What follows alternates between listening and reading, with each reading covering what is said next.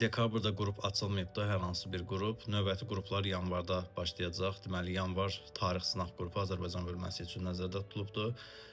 12 yanvarda başlayacaq, qeydiyyatı da 10 yanvarda bitir. Qeydiyyat bitdikdən sonra heç kim qəbul olunmayacaq. Ona görə vaxtında kim müraciət etmək istəyirsə eləsin. Yəni vaxtı az qalıbdır.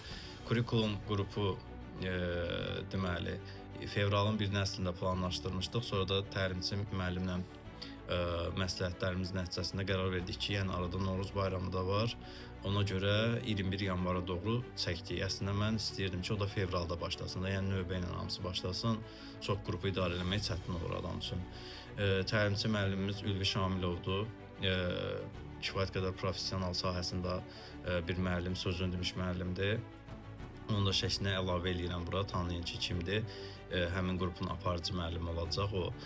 Sınaqları da o Google Forms'dan yox, daha belə deyək də, özünün xüsusi proqram təminatı ilə eləyir. Yəni necə o vaxtda digər kurslar eləyir, proqramda testlərin gəlməsi, vaxtın təyin olunması, cavablar, video izahlar, dərslər, hətta dərs mahiyyəti ilə də daşıyacaq. Adını biz sınaq qoymuşuq o kurikulum qrupunun, amma əslində orada mövzuların da video izahlarını, sınaqlarla yanaşı mövzuları da vermək niyyətindədir o.